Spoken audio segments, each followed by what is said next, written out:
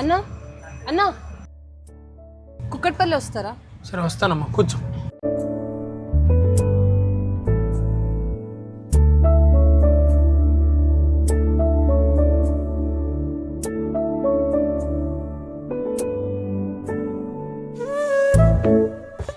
ఎంత అయిందన్నా?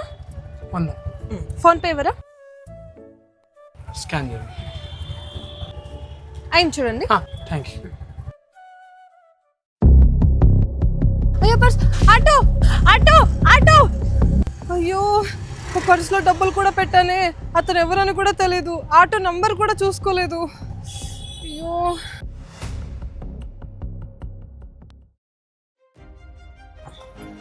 మేడం, మీ బ్యాగ్ మర్చిపోయారు, అన్నీ ఉన్నాయో లేదో చెక్ చేసుకోండి.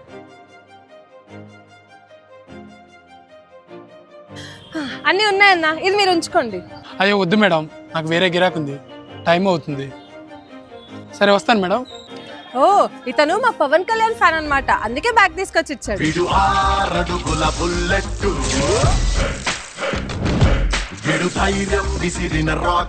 అమ్మా నేను వెళ్ళొస్తాను. సరే అమ్మా, మంచి పని మీద వెళ్తున్నావుగా, జాగ్రత్తగా వెళ్ళరా. సరే అమ్మా. గుడ్ మార్నింగ్ అమ్మా. Good morning uncle. టిఫిన్ చేసావమ్మా? తిన్నాను. బాయ్. Bye uncle. పొద్దునే ఎదురొచ్చాడు, ఇంక ఈరోజు వెళ్ళిన పని అయినట్టే. చిచ్చి, వీళ్ళందరినీ అసలు ఈ కోట్రస్లోకి ఎందుకు వదులుతారో ఏంటో. ఎవరినే తిడుతున్నావు? ఇంకెవరమ్మా, ఆ ఎదురుగా ఉండే మంగళ షాప్ అతన్ని మంచి పని మీద వెళ్ళేటప్పుడు పిల్లిలాగా ఎదురొచ్చాడు. ఇంక నేను వెళ్ళే పని అవుతుందా? అమ్మా ముయ్యమే నోరు. ఇంకొకసారి అతని గురించి తప్పుగా మాట్లాడాలంటే నాలుగు చీరేస్తా. మరి నీ తమ్ముడు జుట్టు పెరిగిందని పిచ్చోళ్ళ ఉన్నావు, వెళ్ళి కటింగ్ చేయించుకొని రపా అన్నావు. మరి ఎందుకు పంపించావు? నువ్వే కటింగ్ చేయొచ్చు కదా. ప్రతి నెల వెళ్ళి ఐబ్రోస్ జుట్టు కటింగ్లు చేయించుకుంటావే, అప్పుడు చెడుగా అనిపించట్లేదా? వాళ్ళు చేసే పనులను బట్టి వాళ్ళని తప్పుగా చూస్తే అందరూ తప్పుగానే కనిపిస్తారు. అదే మంచి మనసుతో చూడు, అప్పుడు అందరూ మంచి వాళ్ళలాగే కనిపిస్తారమ్మా. ఈ నిజాన్ని నువ్వు అర్థం చేసుకొని బతుకో, అప్పుడే హ్యాపీగా ఉంటావు. సారీ అమ్మా, నా తప్పైపోయింది. మనం చేసే పనులు మాత్రమే వేరు, కానీ మనుషులందరూ ఒకటే. నాన్న నేను చూసుకుంటాలే, వచ్చాను కదా, నువ్వు వెళ్ళు. నీకెందుకులమ్మా ఈ పనులు, నువ్వు చేయలేవులే. ఎందుకులే నాన్న, నువ్వు వెళ్ళు, నేను చూసుకుంటాను. నువ్వు వెళ్ళి రెస్ట్ తీసుకో. పాపా ఆంటీ శనక్కాయలు ఎంత? పావు కేజీ? 50 రూపాయలు ఆంటీ. సరే అమ్మా, ఒక పావు కేజీ ఇవ్వు. సరే.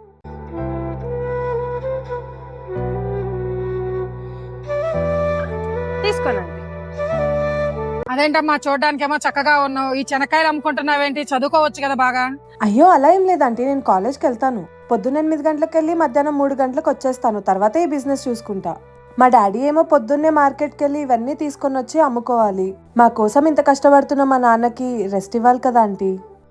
సో ఇంటికి పంపించేసి తర్వాత నేను ఈ బిజినెస్ చూసుకుంటాను. మరి చదువుకునే పిల్లవి ఇలా రోడ్డు మీద నిలబడి అమ్ముకుంటుంటే నీకేం అనిపించదా? మా నాన్న ఈ పని చేసే కదా ఆంటీ మమ్మల్ని చదివిస్తుంది. ఇంకా ఈ పని చేసుకోవడంలో ఇబ్బంది ఏముంది? నీలాగా తల్లిదండ్రులను అర్థం చేసుకునే పిల్లలు ప్రతి ఇంట్లో ఉండాలమ్మా. సరే బాగా చదువుకో. సరే ఆంటీ.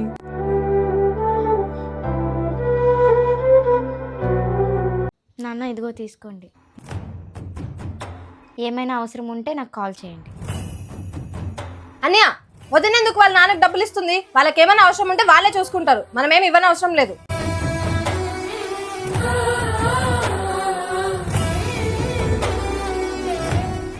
ఏమైందన్నా? ఏం లేదమ్మా, జాబ్ పోయింది, నాకేమో డబ్బులు అవసరం చాలా ఉంది, ఏం చేయాలో అర్థం కావట్లేదు. దాందేముందన్నా, అక్కకు ఫోన్ చేసి అడుగుదాంలే, ఉండు. హలో హలో అక్క, అన్నకి ఈ మధ్య చాలా ఇబ్బందిగా ఉంది, కొంచెం హెల్ప్ చేయొచ్చు కదా? నేనెందుకు హెల్ప్ చేయాలి? నాకేం పిల్లలు లేరా, అత్తమామలు లేరా, సంసారం లేదా? మీరే చూసుకోండి. అదేంటక్క అలా మాట్లాడతావు? పుట్టింటోళ్ళకి నువ్వే కదా హెల్ప్ చేయాలి, ఇంకెవరు చేస్తారు? వాళ్ళకి ఏమైనా అవసరం ఉంటే వాళ్ళే చూసుకుంటారు. వదినా, మీ పుట్టింటోళ్ళకి హెల్ప్ చేస్తుంటే వద్దని చెప్పాను, సారీ. పర్వాలేదు పావని.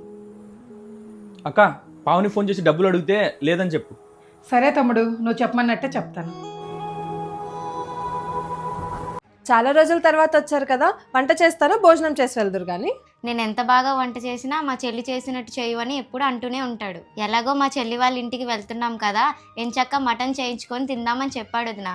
అయ్యో అలా ఏం లేదు వదిన, మీరు చేసే వంట కూడా నచ్చుతుంది. కాకపోతే మా అన్నయ్యకి నా మీద ప్రేమ ఎక్కువ, అందుకే అలా అంటున్నాడు. సరే నేను వంట చేసుకొని వస్తాను. అయ్యో దేవుడా, ఎంత కష్టం ఇచ్చావయ్యా. ఎన్నో రోజుల తర్వాత అన్న వదిన ఇంటికి వచ్చారు. కడుపు నిండా భోజనం పెడదామంటే ఇంట్లో రేషన్ లేదు, మటన్ తెద్దామంటే డబ్బులు లేవు. ఏం చేయాలి దేవుడా ఇప్పుడు? అదేంటి బావానే డబ్బులు అడగలేదు కదా, డబ్బులు వేసారేంటి?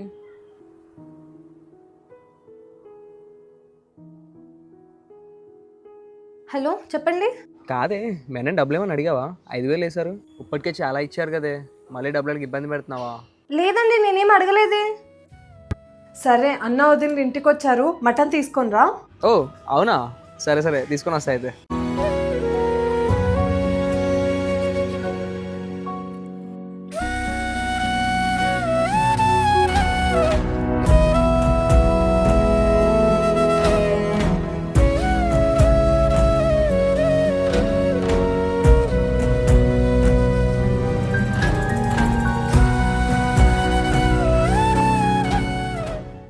ఛా, ఏమైందండి? ఒకరి కింద పనిచేసే ఓపిక నాకు లేదు. నేను సొంతంగా బిజినెస్ పెట్టాలి. సరే చెయ్యండి, కానీ దానికి ఎందుకు కోపడుతున్నారు? పెళ్ళప్పుడేమో మీ ఇంట్లో వాళ్ళు కట్నం ఇవ్వలేదు, ఇప్పుడైనా బిజినెస్ కోసం మీ ఇంటికి వెళ్ళి 10 లక్షల రూపాయలు తీసురా. ఇప్పుడు మా ఇంట్లో అంత డబ్బులు ఇచ్చే పరిస్థితి లేదండి. డబ్బులు తీసుకొస్తే ఇంట్లో ఉండు, లేదా బయటికి వెళ్ళిపో.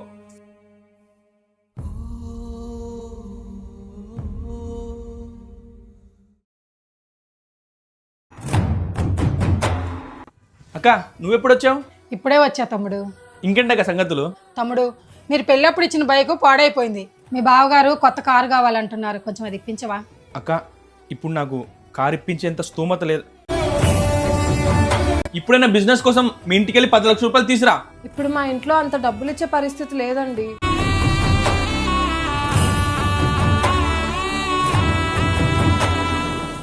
పావని, నాకు జాబ్ చేయడానికి కొంచెం కష్టంగా ఉంది, కొంచెం నేను నగలిస్తావా? బిజినెస్ ప్లాన్ చేసుకుంటాను. ఏంటండి మీరు? మీకు కష్టం అవుతుందని చెప్పి నేనెందుకు నా బంగారం ఇవ్వాలి? మీరు జాబే చేయండి, బిజినెస్ ఏం చేయనక్కర్లేదు.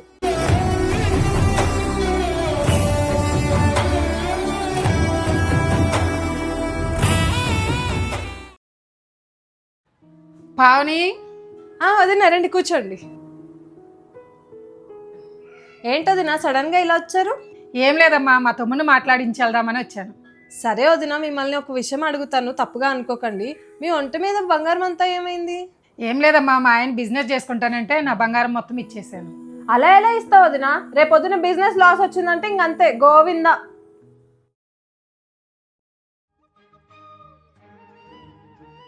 అక్క నువ్వా? రా లోపలికి రా. ఏంటక్క ఇంత గ్రాండ్ రెడీ అయ్యి వచ్చారు? పక్కనే పెళ్ళుంటే వచ్చాను తమ్ముడు. ఫుల్ బంగారం కూడా వేసుకొచ్చారు కదా వదిన. మా ఆయన కష్టంలో ఉన్నప్పుడు నా నగలన్నీ ఇచ్చి బిజినెస్ స్టార్ట్ చేసుకోమని చెప్పాను కదా. ఇప్పుడు ఆయన బిజినెస్ చేసి లాభాలు వచ్చినప్పుడల్లా నాకు ఏదో ఒకటి గోల్డ్ చేపిస్తూనే ఉన్నాడు. భర్తను నమ్మి భార్య సపోర్ట్ చేయలేనప్పుడు ఇంకా బయట వాళ్ళు ఎలా సపోర్ట్ చేస్తారు? భర్తలకి భార్య తోడుగా ఉండాలి. ఏంటే నాకేదో చెప్తావా? పెళ్ళైన రోజు నుంచి ప్రతిరోజు ప్రతి క్షణం నీ దగ్గర నరకాన్ని చూస్తున్నాను. ఇన్ని రోజులు నా కూతురు కోసం భరించాను, ఇంక నేను మనసు చెప్పుకొని బతికలేను. వెళ్ళిపోతున్నా ఇంట్లో నుంచి. వెళ్ళవే, ఎవరిని బెదిరిస్తున్నా?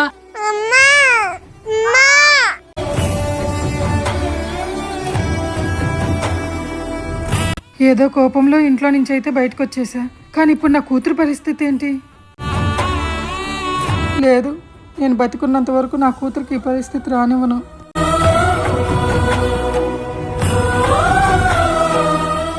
నా గురించి ఆలోచించకుండా వెళ్ళిపోయావు కదమ్మా, మళ్ళీ తిరిగి ఎందుకు వచ్చావు? మధ్యలో నేను గుర్తొచ్చానా అమ్మా?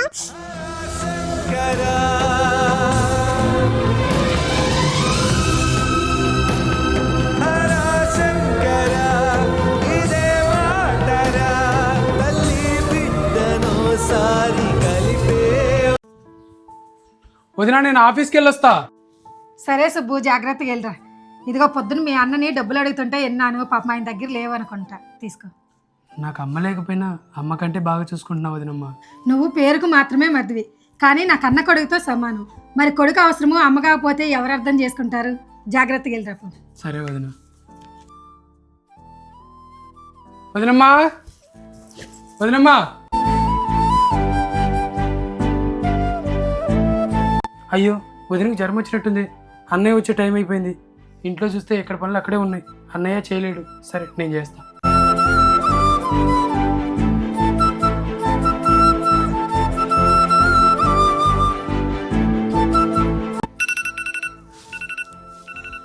అయ్యో లేట్ అయిపోయింది, వీళ్ళ ఆఫీస్ నుంచి వచ్చే టైం అయిపోయింది. ఇల్లంతా క్లీన్గా ఉంది ఏంటి? వంటగదంతా క్లీన్ చేసి పెట్టారే. ఇదిగో వదిన టాబ్లెట్ వేసుకో. కాదు సుబ్బు, నువ్వు రాగానే నన్ను లేపాలి కదా. ఇంట్లో పనులన్నీ నేను చేసుకుంటేదాన్ని. పొద్దుట నుండి ఆఫీస్ పనుల్లోనే నువ్వు వలసిపోయి వచ్చుంటావు. ఇప్పుడు ఇంట్లో పనులన్నీ నీకు అవసరమా చెప్పు? పర్లేదులే వదిన, ఇదిగో టాబ్లెట్ వేసుకొని పోయి రెస్ట్ తీసుకోపో. Thank you Subbu. అమ్మ ఎక్కడైనా కొడుకు థ్యాంక్ యూ చెప్తుందా? వదిన ఇప్పుడేం వంట పని పెట్టుకోవద్దు. అన్నయ్యకి ఫోన్ చేసి బయట నుంచి తెమ్మని చెప్తా.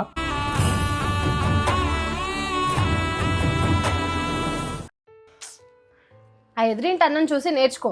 వాళ్ళ ఆవిడికి ఏం కావాలంటే అవి అన్ని కాళ్ళ ముందు తీసుకొచ్చి పెడుతున్నాడు. నగలు, చీరలు ఏం కావాలంటే అవి. నువ్వు ఉన్నావు ఎందుకు? ఇంట్లో ఒకటి ఉంటే ఒకటి లేదు. నేను ఎందుకన్నా పెళ్లి చేసుకున్నానా అనిపిస్తుంది.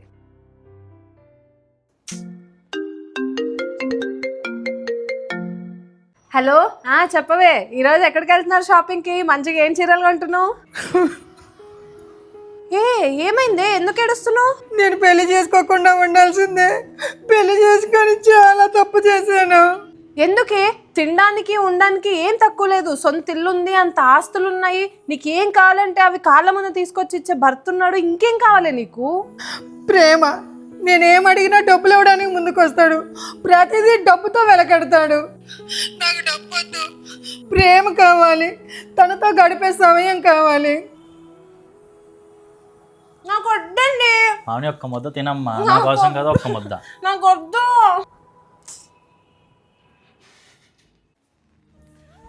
సారీ అండి, నేను డబ్బు ఉంటేనే అన్నీ ఉన్నట్టు అనుకున్నాను. కానీ ఇప్పుడే అర్థమైంది ప్రేమ ఉంటేనే అన్నీ ఉన్నట్టు అని.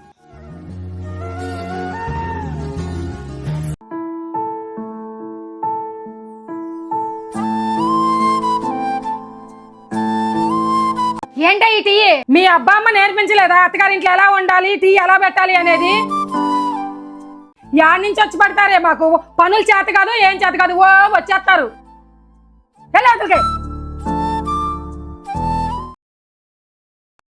ఏందే పవన్, మా అమ్మతో గొడవ పడ్డావంట?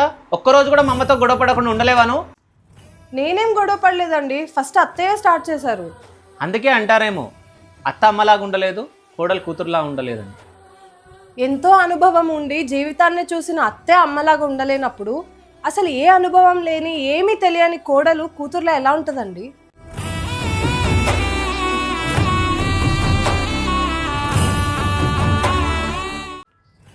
ఏమండి? చెప్పమా. అమ్మ ఫోన్ చేసింది, ఊర్లో జాతర జరుగుతుందంట, రామని ఊరికే గోల చేస్తుంది, వెళ్దామా? సరే, నేను వదిలిపెట్టేసి వస్తాను. 2 days ఉండి వచ్చి. నన్ను వదిలిపెట్టి రావడం ఏంటి? మీరుండరా? లేదమ్మా. అదేంటండి, పెళ్ళైన దగ్గర నుంచి మీరు మా పుట్టింటికి అసలు ఒక్కసారి కూడా రాలేదు. ఎందుకు? మా పుట్టింటోళ్ళు అంటే మీకు ఇష్టం లేదా? అదేం లేదమ్మా, మా మగవాళ్ళకి అన్ని చోట్ల ఉండాలనిపిస్తుంది. కానీ అత్తారింటికి వస్తే అత్త హ్యాపీగా ఉంటుందేమో, కానీ మా ఇంట్లో వాళ్ళకి వీడు పెళ్ళానికి గులాం అయ్యాడ్రా వీడు అని అనుకుంటారనే బాధ. అత్తారింటికి వెళ్తే మన వాళ్ళు ఏమనుకుంటారనే భయంతో ఆగిపోయే మగాళ్ళు ఎందరూ. అందులో మీరు కూడా ఉన్నారనుకుంటే ఏమైంది శివ? పిల్లలు బర్త్డే పార్టీకి వెళ్ళాలని రెడీ అయి కూర్చున్నారు కదా, వెళ్ళలేదేంటి? ఏం లేదే, బర్త్డే పార్టీకి వెళ్ళాలంటే ఉత్త చేతులతో వెళ్ళలేము. పిల్లల మామయ్య వస్తాడు ఏదో తెస్తాడని చెప్పేసి ఎదురు చూస్తూ ఉంటారు. నాకా సాలివ్వలేదు, చేతిలో నయా పైసా లేదు, ఏం చేయాలో అర్థం కావట్లేదు. సరే, ఒక్క నిమిషం ఉండండి, ఇప్పుడే వస్తాను. ఇదిగో తీసుకోండి. ఎక్కడ ఎన్ని డబ్బులు? ఏం లేదండి, పోయినసారి అమ్మ వచ్చినప్పుడు చీర కొనుక్కోమన్నా డబ్బులు ఇచ్చింది, అవే మీకు ఇచ్చాను. ఈ డబ్బులు నీ మీద ఎంతో ప్రేమతో మీ అమ్మ నీకు ఇచ్చింది, నాకెందుకు, నువ్వే తీసుకో. అదేంటండి అలా అంటారు? మా అమ్మ డబ్బులు ఇచ్చింది అంటే అది మన ఇద్దరు అవసరాలకి ఇచ్చిందనే అర్థం. మా అమ్మ డబ్బులు ఇచ్చిందని నేను ఎలా హ్యాపీగా ఫీల్ అవుతున్నానో, మీరు ఇప్పుడు ఆ డబ్బులు తీసుకెళ్ళి అక్కడ బర్త్డే పార్టీ గ్రాండ్గా సెలబ్రేట్ చేశారనుకోండి, వదిన కూడా హ్యాపీగా ఫీల్ అవుతుంది. మా ఆయన 10 మందిలో గొప్పగా ఉండాలని నేను కోరుకుంటానండి. ఇక వెళ్ళరండి. ఏంటే నేను ఒక్కడిని వెళ్ళడం ఏంది, మనం ఇద్దరం కలిసి వెళ్దాం పదా. సరే అండి, నేను రెడీ చేసి వస్తాను. భర్తను అర్థం చేసుకునే భార్య ఉంటే ప్రతి మగాడు మహారాజు. ఛీ, మళ్ళొస్తుందా? వచ్చిన ప్రతిసారి ఏదో ఒకటి తీసుకుని వెళ్తూ ఉంటుంది. నా జీతం మొత్తం ఈమెకి పెట్టాల్సి వస్తుంది. ఎవరండి? ఇంకెవరు? మా అక్క. అదేంటండి అలా అంటున్నారు? మీ అక్క ఏదో మొన్న వచ్చి వెళ్ళినట్టు. మీ అక్క వచ్చి 6 నెలలు అవుతుంది. డాడీ నేను రెడీ అయిపోయిన స్కూల్కి వెళ్దామా? ఓకే నాన్న, సర్లే ఏదో ఒకటి. నేను పాపని స్కూల్లో దింపేసి వస్తాను, మా అక్కని చూసుకో. సరేలేండి, మీ కూతుర్ని ఎంత చూసుకుంటారో ఇప్పుడే చూసుకోండి. రేపొద్దున పుట్టింటికి రావాలంటే రాదు పాపం. ఎవరు రావద్దంటారు? ఇది దీని ఇల్లు, ఎప్పుడు కావాలంటే అప్పుడు వస్తుంది ఇది. ఏమో ఈ రోజు నువ్వు మీ అక్కని వద్దన్నట్టే రేపొద్దున నీ కొడుకు నీ కూతుర్ని వద్దంటాడేమో.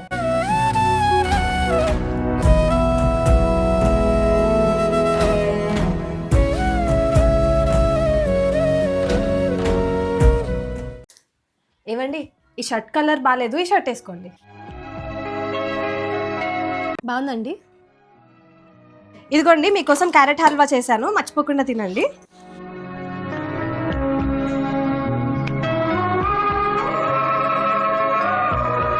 అరే హెల్మెట్ మర్చిపోయానే.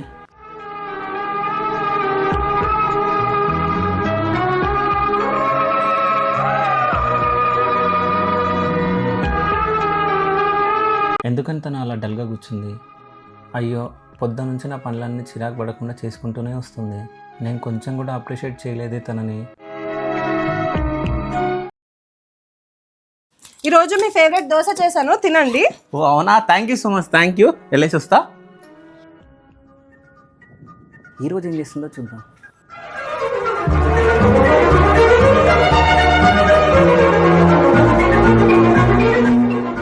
మన కోసం రోజంతా కష్టపడుతూ ఉంటారు.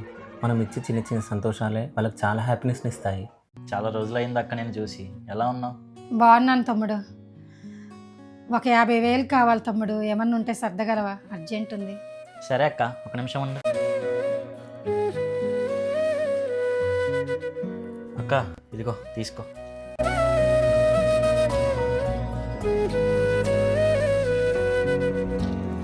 కాదండి, మీ అక్కలు అడగంగానే డబ్బులు ఇచ్చేస్తారా?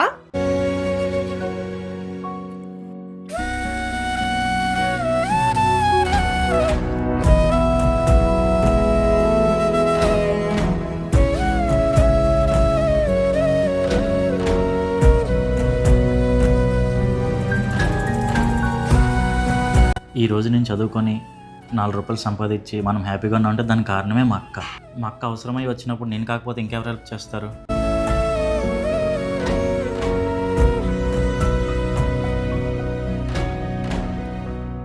తమ్ముడు ఒక మొబైల్ షాప్ పెట్టుకుందాం అనుకుంటున్నాడు. ఇక్కడ ఏదైనా దగ్గరలో షాప్ ఉంటే చెప్తారా? అదేముందమ్మా, మన షాప్ ఎదురుగానే ఇంకో షాప్ ఖాళీగా ఉంది. ఆ షాప్ పక్కన కాలేజీ ఉంది. వ్యాపారం చాలా బాగా అవుతుందమ్మా. వాళ్ళతో నేను మాట్లాడతాలే, మీరు హ్యాపీగా వెళ్ళరండి అమ్మా. సరే పెద్దనా. పెద్దమ్మా ఎప్పుడొచ్చారు? ఇప్పుడే వచ్చాం పెద్దమ్మ. సర్లే లోపలికి పదండి, టీ పెట్టిస్తా, తాగుదురు. అయ్యో ఇప్పుడు అవే వద్దు పెద్దమ్మ, మాకు టైం అవుతుంది, మేము వెళ్తాం. సరేలే. ఏంటండి మీ తమ్ముడు పిల్లలు ఎందుకు వచ్చారు? ఏం లేదే, వాళ్ళు ఏదో షాప్ పెట్టుకుంటామన్నారు. అందుకే మన ఎదురుగా షాప్ ఖాళీగా ఉంది కదా, అది మాట్లాడతానని చెప్పానే. చూసావరా పెద్దనాన్న ఎంత మంచోడో, మన కోసం షాప్ వెతికిస్తా అన్నాడు. రే నా బ్యాగ్ పైన ఉందేమో. అయ్యో అయ్యయ్యో, అంత పని చేశారు. అసలుకే ఆ షాపు బాగా సాగిద్దంట. వాళ్ళు బాగా సంపాదించి మనకంటే పెద్దోళ్ళు అయిందనుకో, మన మాట ఎనరు. వాళ్ళు ఎప్పటికీ మన కాళ్ళ కిందనే ఉండాలి. అవసరమైతే వాళ్ళ షాపు వాళ్ళే ఎత్తుకుంటారులే, నువ్వేం పట్టించుకోబాక. చూసావరా, ఒక్కొక్కసారి బయట వాళ్ళైనా నమ్మచ్చేమో కానీ ఈ చుట్టాలని మాత్రం అస్సలు నమ్మకూడదు. బయట వాళ్ళని బాగు చేయడానికి రెడీగా ఉంటారు, కానీ తమ్ముడు బాగుపడుతున్నాడంటే మాత్రం ఓర్చుకోలేరు. అవునక్క, మనం వేరే వాళ్ళ మీద డిపెండ్ అవ్వడం ఎందుకు? మన షాప్ మనమే వెతుక్కుందాం దా. మనం ఎదుగుతుంటే ఓర్వలేనితనం మన చుట్టాలలో ఈ మధ్య చాలా ఎక్కువైపోతుంది. మరి మీరేమంటారు? అమ్మా అమ్మా వద్దమ్మా, అమ్మా అమ్మా నువ్వు చేసే పని ఏంటి? అమ్మ వద్దమ్మా వద్దమ్మా అమ్మా. ఎందుకంటే ప్రసాద్ అలా కొడుతున్నారు? అది కాదమ్మా, నేను ఎంతో కష్టపడి ఇన్ని కాలేజీలో చేర్పించి చదువుకోమని చెప్తే వాడు చదువుకోకుండా మెకానిక్ షాప్లోకి వెళ్ళి పనులు చేస్తున్నాడు. నా మాట అస్సలు వినట్లేదు. వాడు రోజు రోజుకి ఇలా చెడిపోతుంటే నేనేం చేయాలి చెప్పు? సరే ఆంటీ, నేను తనతో మాట్లాడతాను, మీరు లోపలికి వెళ్ళండి. ప్రసాద్, అది కాదు ప్రసాద్, మీ నాన్న మీ ఇద్దరిని వదిలేసి వెళ్ళిపోయిన తర్వాత మీ మమ్మీ ఈ అపార్ట్మెంట్లో వాచ్మెన్గా చేస్తూ ఇళ్లలో పనులు చేసుకుంటూ నిన్ను కాలేజీకి పంపిస్తుంది. నువ్వెందుకు కాలేజ్ మానేసి మరి గ్యారేజ్లో వర్క్ చేస్తున్నావు? అది కాదక్క, నా చిన్నప్పటి నుంచి మా అమ్మ ఎంతో కష్టపడింది. దానికోసం ఏమీ తీసుకోలేదు, నాకే మొత్తం పెట్టింది. ఇంకో 2 రోజుల్లో మా అమ్మ బర్త్డే వస్తుంది. సో తన కోసం ఒక శారీ తీసుకుందాం అనుకున్నా. అందుకే కాలేజ్కి లీవ్ పెట్టి గ్యారేజ్కి వెళ్ళా అక్క. అది అమ్మకి తెలియక నేను ఎక్కడ చెడిపోతున్నావు అని నేను కొడుతుంది అక్క. మరే నువ్వేం చేస్తున్నావో అర్థం చేసుకోలేక నిన్ను కొట్టానురా, నన్ను క్షమించు. అయ్యో అమ్మ, చిన్నప్పటి నుంచి నువ్వు నా కోసం కష్టపడుతున్నావు, నువ్వు నాకు క్షమాపణ చెప్పడం ఏంటి? నేనే నీకు సారీ చెప్తున్నా.